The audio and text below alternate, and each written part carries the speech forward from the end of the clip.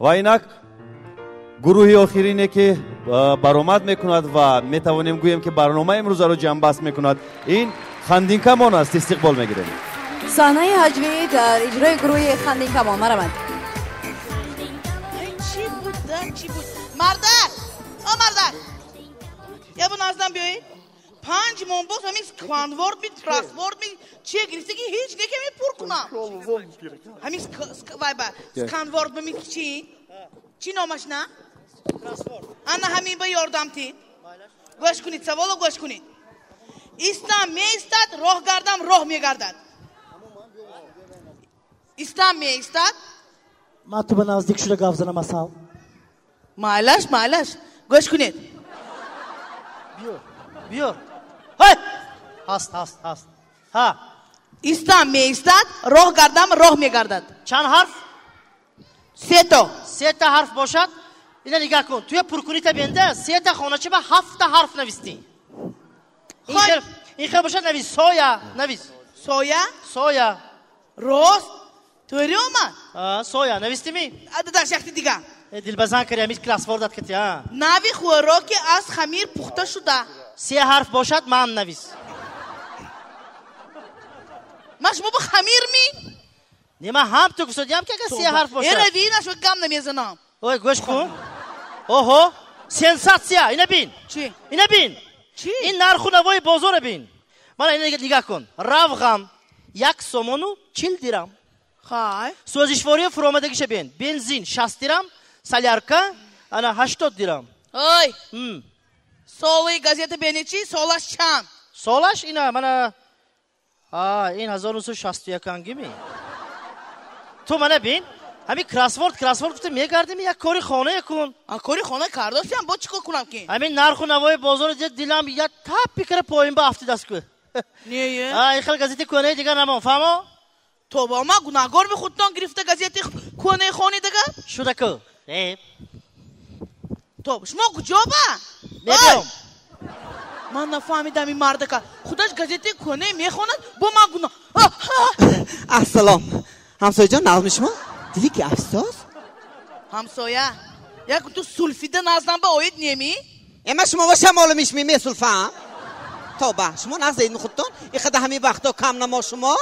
نمیه نمایید نماز نمیه سرایید همسایه جان منو گوش کنید هر دم غنیمت است آدم غنیمت است گفته بیهوده نگفتن یک دمک صحبت کنیم خودتون نقص هستید می خیلی زندگی میدونید که تشویش روزگار ها کی حاضر به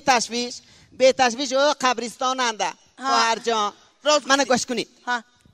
همین بیگاهی خانه تان به ماشین یاری تجلیل آمد می واه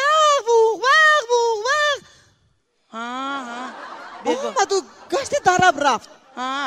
آمدگی بود من همیقه شما به خواتیر شدم همسایه جان من گفتم این دوگانم فشاری خونشان بلند بود و یک باره فشاری خونشان برداشته معنی سرشان به زد و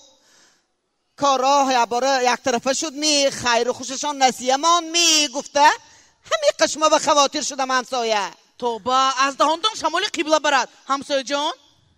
وی رفیق شاورم بود یک آمد و دید و رفت می مراد یک ماشین صحت کتی بیاد ماشین یاری تجلیلی که نامده عجایب گپ میزنید شمایم ایمانی من گوش کنید همسایه جان های شما نوای تلویزیون های بهارستان هم تماشا میکنید می چی بود که یک صحیفه هاشان هست نامش آیا شما میدانید بچی انا همون صحیفه هاشان انده یک سخنهای ناز گفتگی آیدی شما برینه ها ما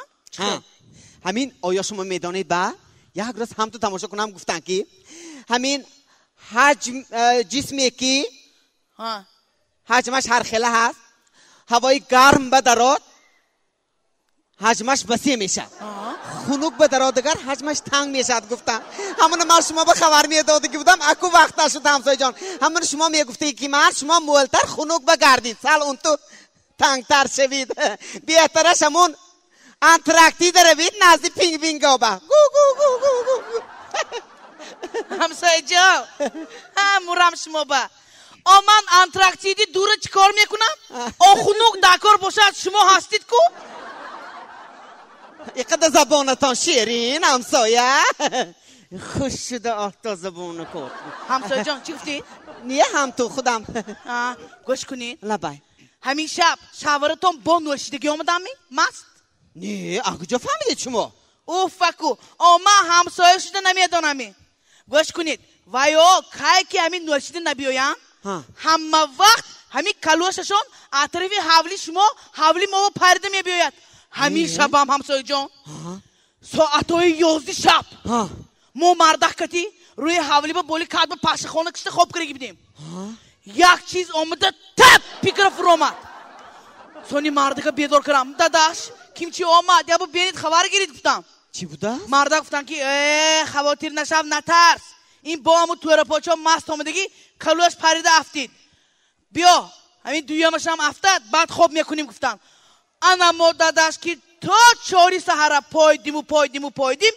هیچ نکم و دویمش آمده فراده گوش کنید و دویمش پاشنده یا نپراولینی گمکار میکلوش وای خدا با شکر میگم که تو را پاچانده فقط 2 تا پاچشانه اگر اوای 1000 پایه ها شوند وای خانه کلوش بارا میشد دیا اوی همسایه اون طرفش یک تا کلاش بود اینقدر وهم و واهمه کرده امانیت همسایه گریم همین می ابری همسایه برامده اوی ماری نیسا چی ماری نیسا اوی زبان تا نگاه کرده درست تلفظ کنید ها خدا بشکر مایا مادر جانکا ما دخترم ماه برین زیبا گفته ماهی نیسا ناماندگی ماری نیسانیه ها همالش من عصبانی نشوید یک چیه پرسم از شما ماهی نیسا اپا پرسید من سپراوش نیکو شما با گوش کنید همین همسایه یک چیه پرسم گفتم مالش می شما من با دیده کلام اوی کلان کو نه سینو سال با گفتم که شما یک حیات دیدگی آدم یک سوالم با جواب میتید همین هر شب مردکم نیستی شب شود از جایگشون میخزن و چشمشون پشتگی دست پیش به امخه میگردن روی حولی اوی زنک دست شما شوهرتان شب این طرف اون طرف هم نروان می نه اون طرف با روان او آخر چشمشون پشتگی دست پیش به امخه میگردن بیشوخی می؟ ها راستش کی می؟ ها شب چشمشون پشتگی اجایی خوابشون خیستم خیلی میگردن من میگردم وای مرام این بیماری همسای جان این نامی بیماری لوناتیک میگن ها چی ناتیک؟ لوناتیک این بیماری می همسای جان گوش کنید این بیماری آدم میمورد می ها بعضی مردها میمورد بعضی زنهای فربیه بیشو میماند انا بعد زیق شده خودشم کلید بای خوش شده اپسی شوهرش اساسه اینم میرد شفتال خوری با همسایه جان نیه منم دیروز خواهرم شوهرش مرد چی خیال همین کسلی مردمی ماشین زد و مرد آخه ماشین زد است که این بیماری نمردیان کو گرنگ میشم همسایه شبابا بایم خیسته شوهر شما با این راه میگشت شب خیسته راه نمیرفت ماشین نمیزد نمیمرد نخود که من بیشاور مانده خود کم تانو شد همسایه سالی وزمی شوی؟ وزمی؟ با وزمی شوامی اونجا نیه کده؟ نیه گپتان راست منو گوش کنید من یک خصلتی نغزم هست چی خیل؟ عادتی نغزم همین که همین چی که من به معقول شود بریده میگیرم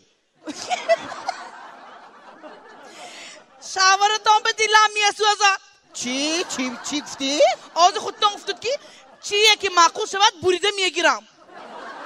اوی من گازیته ژورنال گفتادیم همسایه رقم تلفن یگان سراغه یگان شخصی درکاری میجدو پراشیم انمون شوهری شما یا بیماری شما محلی پایاننده طبیب هست نه گیاه ها کتی توابند میکنه کسلیه ما این ساپا همین چی میشد که شما شوهرم با فهمونید همون طبیب برفته یک مراجعت نمایمی اوی عقلتون خوردید نه همسایه شوی شما چخیل من شوهری شما میفهمونم میگه ساپا خودتون میدونید کو و یا فیلشون گنده اگر من حاضر شما رفته طبیب خبر گیرید گفتم مونم من به سونی شب چخیل شب روز نیسته کلمه گران کرید همسایه روی جیغ زنید من میفهمونم شد شوی بیخوابه دست رد ماند وای ما این زاپا گپ شما بود شما با ها همسایه گپ زنید آقا جان یک گپ از شما میپرسگی گپ زنید همین خانه به یک گوسپند های